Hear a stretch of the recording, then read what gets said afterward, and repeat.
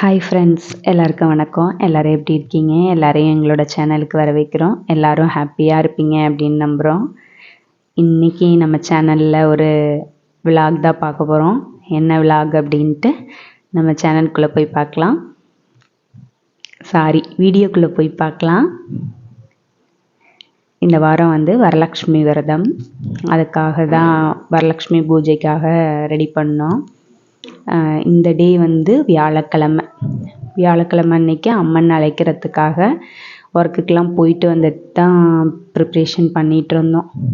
வீடெல்லாம் டெக்கரேட் பண்ணிவிட்டு க்ளீன் பண்ணிவிட்டு அப்புறம் அம்மனுக்கு அலங்காரம் எல்லாமே பண்ணிட்டேன் நான்.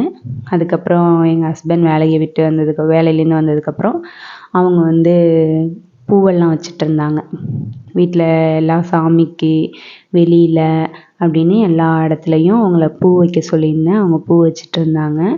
அப்புறம் விளக்குக்கெல்லாமும் எண்ணெய் ஊற்றி திரி போட்டு வைக்க சொல்லியிருந்தேன். அதுவும் பண்ணிகிட்டு இருந்தாங்க.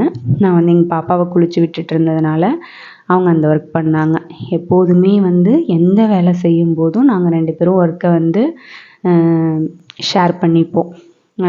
மார்னிங் ஒர்க்குக்கு கிளம்பும்போதும் சரி, இந்த மாதிரி பூஜா பண்ணும்போதும் சரி, வெளியில் போகும்போதும் ஒர்க்கை 2 பேரும் ஷேர் பண்ணி பண்ணும்போது எங்களுக்கும் கொஞ்சம் ஈஸியாக இருக்கும்.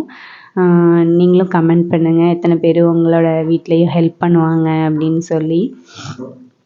ஸ்டார்டிங்லலாம் அப்படி இருக்க மாட்டாங்க. அப்படியே கொஞ்சம் கொஞ்சமாக சொல்லி அவங்களும் இப்போல்லாம் பண்ண ஆரம்பிச்சிட்டாங்க. பண்ணிட்டு தான் இருப்பாங்க.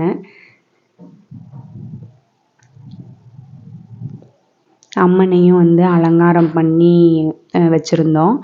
6 மணிக்கு மேலே தான் அம்மனை அழைச்சிட்டு வரணும். வெளியிலேருந்து அழைச்சிட்டு வருவோம். அதனால் அது வரைக்கும் வெயிட் பண்ணிகிட்டு இருந்தோம். அது வரைக்கும் பேலன்ஸ் இருக்க ஒர்க்கெல்லாம் அப்படியே பார்த்துட்ருந்தோம்.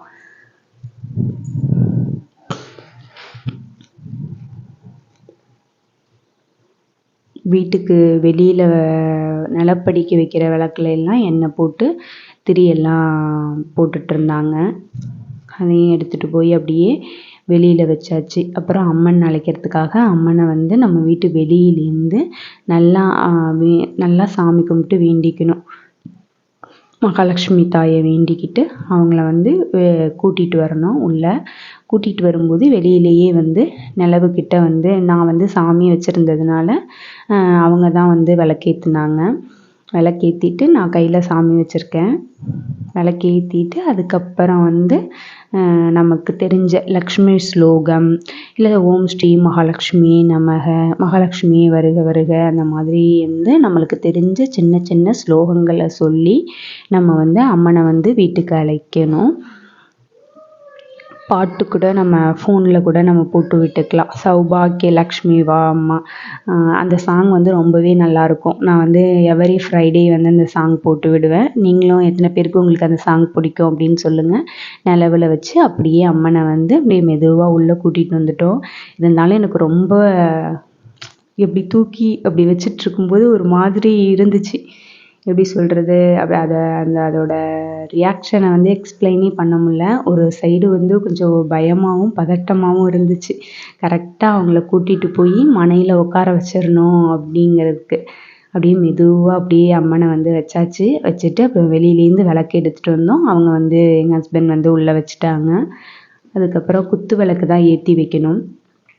எங்களோட பூஜை ரூம் கொஞ்சம் ஹைட்டில் இருக்கிறதுனால என்னால் நின்றுட்டே ஏற்ற முடியல. அதுக்கப்புறம் ஒரு ஸ்டூல் போட்டு மேலே ஏறி தான் குத்து விளக்கு ஏற்றினேன்.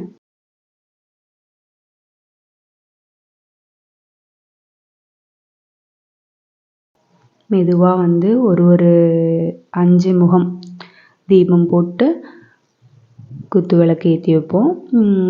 அதே மாதிரி நம்ம எல்லார் வீட்லேயுமே குத்து விளக்கு எல்லாமே இருக்கும். ஆனால் அதை யூஸ் பண்ணாமல் நம்ம வச்சுருப்போம். என்னைக்காவது கார்த்திகை மாதம் பெருங்கார்த்திகை தீபத்துக்கு ஏற்றி வைப்போம். அந்த மாதிரி இல்லாமல் மோஸ்ட்லி அந்த பொருளெல்லாம் நம்ம யூஸ் பண்ணலாம். ஃப்ரைடே அண்ட் டியூஸ்டே இந்த மாதிரி டைமில் குத்து விளக்கு ஏற்றி வச்சு சாமி கும்பிட்றது வீட்லேயும் ரொம்ப நல்லது. அதனால் நாங்கள் எப்போதுமே 2 குத்து விளக்கு வச்சுருப்போம். அதை வந்து யூஸ் பண்ணுங்கள். உங்கள் வீட்லேயும் இருந்துச்சுன்னா அதை வந்து நீங்கள் கழுவி பத்திரமா மேலே எடுத்து வைக்காமல் அட்லீஸ்ட் டியூஸ்டே அண்ட் ஃப்ரைடேயாவது சாமி கும்பிடும்போது யூஸ் பண்ணுங்கள். அதுக்கு ரொம்ப பார்க்கவும் ரொம்ப அழகாக இருக்கும், நல்ல வீட்டுக்கும் கூட ரொம்ப நல்லது. அதுக்கப்புறம் சாமிக்கு வந்து சாம்பிராணி எல்லாம் காமிக்க ஆரம்பிச்சிட்டோம். சாம்பிராணி காமிச்சு அதுவும் வந்து வெளியிலேருந்து நல்லா வந்து நம்ம என்ன பூஜை பண்ணாலும் நம்மளோட குலதெய்வத்தை வந்து நல்லா வேண்டிக்கணும். குலதெய்வத்தை வேண்டிக்கிட்டு நல்லா சாம்பிராணி போட்டுட்டு அதுக்கப்புறம் கற்பூர ஆரத்தியும் அம்மனுக்கு காமிச்சோம். எப்போதும் அம்மன் வந்து வீட்டுக்குள்ளே வந்ததும் வந்து அவங்களுக்கு ஃப்ரூட்ஸு, பழம் இது எல்லாமே வந்து ஒரு தாம்பூலமும், அவங்களுக்கு வைக்க வேண்டிய ப்ளவுஸ் பிட்டு, வளையல், மஞ்சள், குங்குமம் எல்லாமே வச்சுருந்தோம் சாமிக்கும். வச்சுட்டு அப்புறம் நைட்டு வந்து இருட்டாக இருக்கக்கூடாது அப்படின்னால லைட்டு போட்டு விட்டுருந்தோம். இப்போது வந்து ஃப்ரைடே ஈவினிங் தான் இந்த விலாகு. வியாழக்கிழமை, வெள்ளிக்கிழமை 2 நாளும் சேர்ந்த மாதிரி தான் இந்த விலாக் இருக்கும். வெள்ளிக்கிழமையுமே நாங்கள் ஒர்க்குக்கு போயிட்டு ஈவினிங் 6 மணிக்கு மேலே தான் பூஜை பண்ணோம். அதனால் அதுக்கானதெல்லாம் ரெடி பண்ணிகிட்ருந்தோம். மறுபடியும் வந்து அம்மனுக்கு பூவெல்லாம் சேஞ்ச் பண்ணிவிட்டு அம்மனை இறக்கி கீழே வச்சுட்டு அவங்களுக்கு தாம்பழம்லாம் வச்சுட்டு குக்கர்லேயே வந்து பொங்கல் வச்சுட்டோம். பொங்கல் பானையில் தான் வைக்கலாம் அப்படின்ட்டு இருந்தேன். ஆனால் கொஞ்சம் டைம் ஆகிடும், அப்புறம் வீட்டுக்கும் ஒரு 2, 3 பேரை கூப்பிட்ருந்தோம். அதனால் டைம் ஆகிடும் அப்படின்னு சொல்லிட்டு குக்கர்லேயே வச்சுட்டேன் பொங்கலும். தீபம் வந்து வாசல் படியில் ஏற்றிட்டு மறுபடியும் குத்து விளக்கெல்லாம் எடுத்து கீழே வச்சு தீபம் ஏற்ற ஆரம்பிச்சிட்டோம். அதே மாதிரி வரவங்களுக்கு வந்து தாம்பழம் கொடுக்கறதுக்காக ஒரு 3 பேருக்கு தாம்பழம் கொடுக்கறதுக்கு ரெடி பண்ணி வச்சுருந்தோம். லாஸ்ட் இயர் வந்து இந்த வரலக்ஷ்மி பூஜா வந்து நான் பண்ணியிருந்தேன். அப்போ தான் நான் ஃபஸ்ட் டைம் பண்ணியிருந்தேன். யூடியூப்பில் அந்த மாதிரிலாம் பார்த்து தான் நானே வந்து சிம்பிளாக கலசம் வச்சு பண்ணினேன். அப்போ வந்து நல்லா வேண்டிக்கிட்டோம். அந்த வேண்டுதல் வந்து கண்டிப்பாக அம்மன் வந்து நிறைவேற்றி கொடுத்துட்டாங்க, லக்ஷ்மி தாயார்.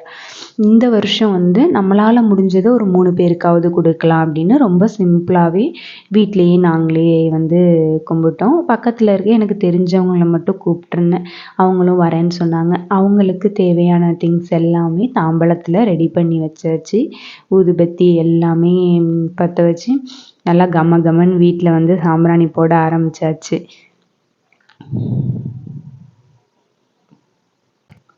அலங்காரமெல்லாம் பண்ணி அம்மன் பார்க்கும்போது அவ்வளோ அழகாக இருந்தாங்க லக்ஷ்மி தாயார். அப்புறம் வீடு ஃபுல்லாகவும் சாம்பிராணி காமிச்சிட்டு அதுக்கப்புறம் தேங்காய் உடைச்சி சாமிக்கு வச்சோம்.